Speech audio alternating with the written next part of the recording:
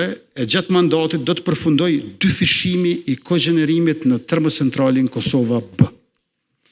Përveç fokusit të burimet të ripërtrishme të energjisë dhe të eficienca energjisë, për të ullur ndotjen dhe rritur kursimin, në mandatin që na pret do të angazhohemi për përdorimin e burimit më të vlefshëm që kemi, linjitit, për kapacitetet reja energjetike me teknologji moderne gasifikimi e cila ndot më pak. Ky do të jetë projekti më i rëndësishëm në dekadat që do të vijnë. Siguria nuk është vetëm energji, siguria është edhe ujë. Një shtet i sigurt është një shtet që garanton ujë të pijes për qytetarët e tij.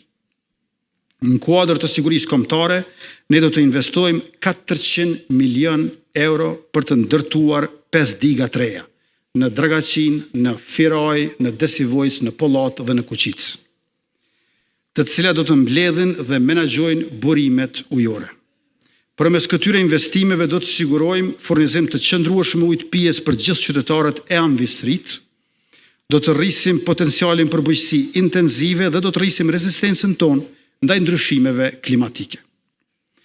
E për gjithë progresin që është bërë në zvoglimin e pabarazisë përmes shtesave për lehona dhe fëmijë dhe për fuqizimin e grave dhe rinisë, do të filloj edhe projekti Superpuna për gratë.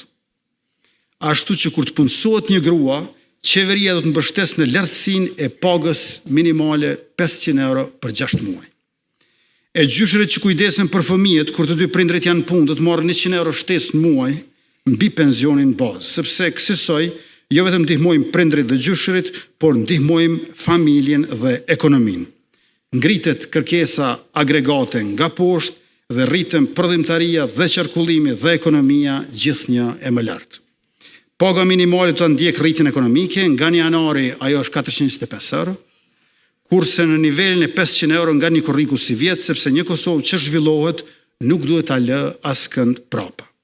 E paga minimale do të lirohet nga tatimi.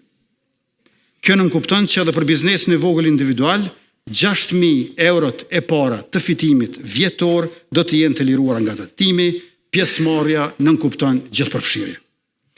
Në arsim kemi filluar reformën më të thellë